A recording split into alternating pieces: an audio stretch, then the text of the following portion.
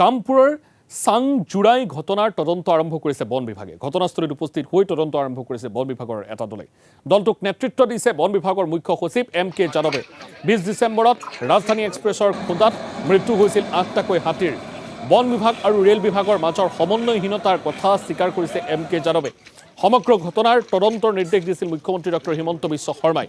তদন্তৰ পাছত প্ৰতিবেদন মুখ্যমন্ত্ৰীক দাখিল কৰিব বুলিও মন্তব্য কৰিছে বন বিভাগৰ মুখ্য সচিবগৰাকীয়ে। ৰাজ্যৰ অন্যান্য প্ৰান্তৰ দৰে এই স্থানতো সেন্সৰ ব্যৱহাৰ কৰি বন্যপ্ৰাণীক ৰক্ষণাবেক্ষণ দিয়াৰ দাবী জনাইছে স্থানীয় ৰাইজ আৰু প্ৰকৃতিপ্ৰেমীয়ে। এতিয়া কথা হ'ল 8টাকৈ হাতীৰ মৃত্যু ঘটিলে। এই মৃত্যুৰ পিছত তদন্তৰ নিৰ্দেশ দিছিল। এতিয়া ৰেল বিভাগ আৰু বন বিভাগৰ যিটো সমন্বয়হীনতা, সেই সমন্বয়হীনতাটো প্ৰায় জলজল পটপটকৈ ওলাই পৰা পৰিলক্ষিত হৈছে। কাৰণ এনেধৰণে হাতীৰ সেই স্থান যিহেতু বিচৰণস্থলী হিচাপে বিবেচিত হয় তাৰ দাঁতিকাষৰীয়া এলেকাসমূহত, এই স্থানসমূহত সেন্সৰৰ ব্যৱহাৰ কৰাটো আচলতে খুব দৰকাৰী আৰু সমান্তৰালভাৱে বন বিভাগ আৰু ৰেল বিভাগৰ এটা যোগাযোগ থকাটো খুব জৰুৰী আছিল। কিন্তু 8টাকৈ হাতী মৃত্যু হোৱাৰ পিছত এতিয়া তৎপৰ হোৱা পৰিলক্ষিত হৈছিল, যিটো তৎপৰতা পূৰ্বেই দেখুৱাব লাগিছিল।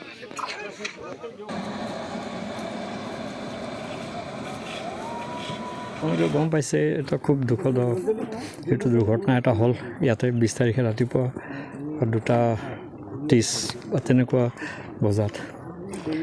আৰু এনেকুৱাও নহয় যে আমাৰ ষ্টাফ নাছিলে, আমাৰ ষ্টাফে ইয়াত পেট্ৰলিং কৰি আছিলে এই 124 কিলোমিটাৰত, য'ত আমাৰ ষ্টাফো আছিলে আৰু লগৰ আমাৰ গাঁৱৰ ৰাইজ সকলো আছিলে। আৰু সেইখিনি হাতীয়ে অলপ এটা এই ৰাস্তাটো তেওঁলোকে ইউজ কৰে। এই ছিজনত প্ৰথমবাৰ ইউজ কৰিছিল তেওঁলোকে সেইটো পৰহি।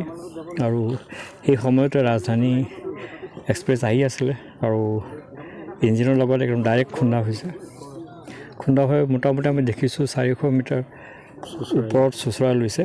আৰু এইখিনি য'ত আমি থিয় হৈ আছোঁ, ইয়াত অলপ 50 মিটাৰ আগতে ইঞ্জিনটো ৰলে আৰু কেইটামান বগীও ডিৰেইল হ'ল।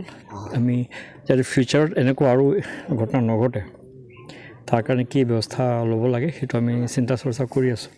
আৰু ধৰক মোটামুটি আমাৰ উদ্দেশ্য হ'ব যে কামপুৰৰ পৰা লামডিঙলৈকে আমি গোটেই অঞ্চলটোত, যিহেতু হাতীয়ে ঘূৰা ঘূৰি কৰি থাকে, আমি এই অঞ্চলত কেনেকৈ আমি সুৰক্ষা প্ৰদান কৰিব পাৰোঁ সেইটো আমি চাব লাগিব। আৰু ইয়াৰ লগত আমাৰ স্থানীয় ৰাইজকো লগত ল'ব লাগিব সেইখিনি। আৰু তাৰ লগতে আপোনালোকে গম পাইছে, মাননীয় মুখ্যমন্ত্ৰীয়ে কৈছে এটা তদন্ত দিব লাগে। সেই মৰ্মে আমি আহিছোঁ আৰু এৰিয়াবিলাকত ক'ত কেনেকৈ কি ঘটনা ক'ত ঘটিছে এইবিলাক নোট কৰা হৈছে। আৰু পিছত আৰু ৰেলৱেৰ লগতো আমি বহিম।